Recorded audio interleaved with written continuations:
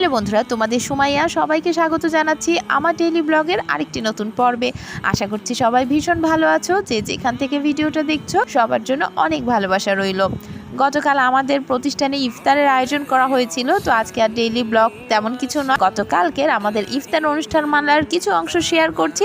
এই যে মানুষটা রান্না করছে দেখতে পাচ্ছ, ইনি হচ্ছেন আমাদের সবার প্রিয় নাহিদ ভাই। আর নাহিদ ভাইকে সমস্ত কাজে সারাটা দিন ধরে সাহায্য করেছে আমাদের প্রিয় বন্ধু তামিম ভাইয়া। একদিকে ভাইয়ারা তো রান্না বান্নায় ব্যস্ত, অন্যদিকে কিন্তু আমরা জমিয়ে আড্ডাও দিচ্ছিলাম। তারে যখন আর 2-1 ঘন্টা বাকি থাকে তখন কি হয়, আমাদের ওই শেষ সময়ে এসে অনেকেরই অস্থিরতা কাজ করতে শুরু করে যে কখন আজান দেবে, কখন খেতে পারবো। তবে যখন ইফতার পার্টির আয়োজন করা হয়, অর্থাৎ যেই দিনগুলোতে আমরা ফ্যামিলির মধ্যেই হোক অথবা যে কোনো অফিসিয়াল পার্টিতেই হোক না কেন ইফতারের আয়োজন করে যখন আমরা সেলিব্রেশন করতে যাই যে কোনো একটা ইফতার পর্ব, তখন কিন্তু আমাদের ভীষণ মজা লাগে। আর তখন অন্য কিছুই কাজ করে না, শুধু আনন্দ অনুভূতিটাই থেকে যায়। আর সেই স্মৃতিটা পরবর্তী রমজান পর্যন্ত আমাদেরকে ভালো থাকার অনুপ্রেরণা যোগাতেই থাকে। আমার কাছে মনে হয় পৃথিবীর সব থেকে বেস্ট নেমন্তন্ন হচ্ছে ইফতারের নেমন্তন্ন খাওয়া এবং কাউকে ইফতারের নেমন্তন্ন দেয়া। ইফতারের নেমন্তন্ন খেতে যারা আসে অথবা যারা সবাই মিলে একসাথে ইফতার করতে বসে, এখানে একটা মজার জিনিস কি, প্রত্যেকের পেটে না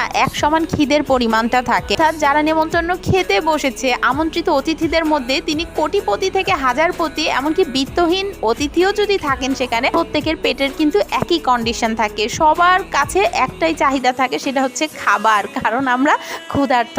এই জিনিসটা আমার খুব ভালো লাগে। আমাদের মুসলিমদের আরেকটি কালচার আছে, সেটাও আমার খুব ভালো লাগে। সেটা হচ্ছে নামাজ যখন আমরা আদায় করি তখন সারিবদ্ধভাবে কাঁধে কাঁধ মিলিয়ে পায়ে পা লাগিয়ে একসাথে সবাই দাঁড়িয়ে তারপরে তো আমরা নামাজ আদায় করি। অর্থাৎ সমাজের সর্বোচ্চ স্তরের যিনি বিত্তশালী তিনি থেকে শুরু করে একেবারে বিত্তহীন মানুষটিও কিন্তু নামাজে একসাথেই দাঁড়িয়ে নামাজ আদায় করতে বাধ্য।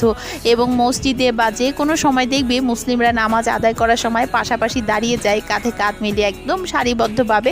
এটাই ডিসিপ্লিন, এই শৃঙ্খলাটাই সৃষ্টিকর্তা পছন্দ করেন, যেখানে মানুষে ভেদাভেদটা থাকবে না। কখনোই অর্থের মাপকাঠিতে তো নয়, বরং তিনিই মানুষকে ভেদাভেদ করবেন তাদের ভালো এবং মন্দ কাজের উপর ভিত্তি করে। তাই টাকা থাকুক বা না থাকুক, ভালো কাজ করতেই হবে। ভালো কাজ করলে তার জন্য পৃথিবীটাও সুন্দর এবং মৃত্যুর পরের জীবনটাও অনেক সুন্দর হবে। আর আসলে খারাপ কাজ করে কখনো কোনো অবস্থাতেই ভালো থাকা যাবে না। হয়তো সাময়িক সুখ শান্তি পাওয়া যেতে পারে, তবে সম্পদশালী ব্যক্তিকে কিন্তু অবশ্যই দিনহীন হতদরিদ্র মানুষের দিকেও একটু খেয়াল রাখতে হবে। এই যে আজকে এতজনের ইফতার আয়োজন করা হয়েছিল, এরপর কিন্তু যারা আমন্ত্রিত ছিলেন না, আশেপাশে অভুক্ত ছিলেন, তাদের মধ্যেও অনেককে আমাদের এই প্রতিষ্ঠান প্রধান ভাইয়া কিন্তু ইফতার বিতরণ করেছেন। আলহামদুলিল্লাহ, এবং আল্লাহ তার মনোবাসনা পূরণ করুক, এটাই আমরাও প্রার্থনা করব তার জন্য।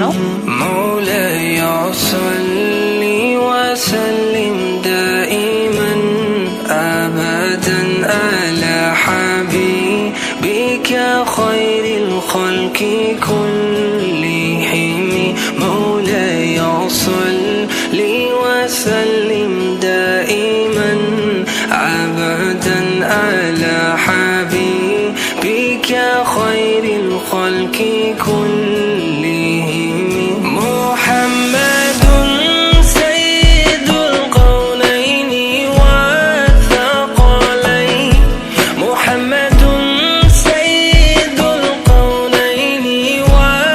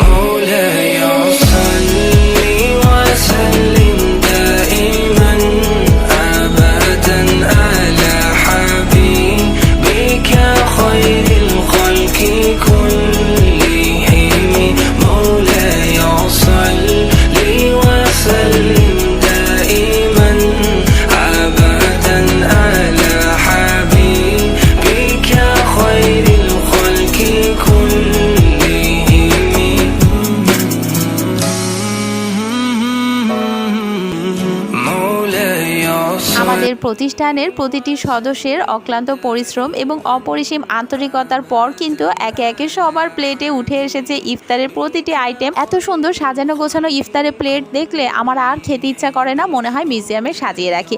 ভাইয়াদের পরিশ্রম সত্যিই প্রশংসার দাবিদার। প্লেটগুলো সাজিয়ে দেওয়ার পরও কিন্তু অনেকটা সময় বাকি ছিল ইফতার হতে, সেই সময়টা আমরা দোয়া করে কাটিয়ে দিয়েছি। আর এখন সবার জন্য দোয়া এবং শুভকামনা রেখে বিদায় নিচ্ছি। ভালো থেকো বন্ধুরা, টাটা।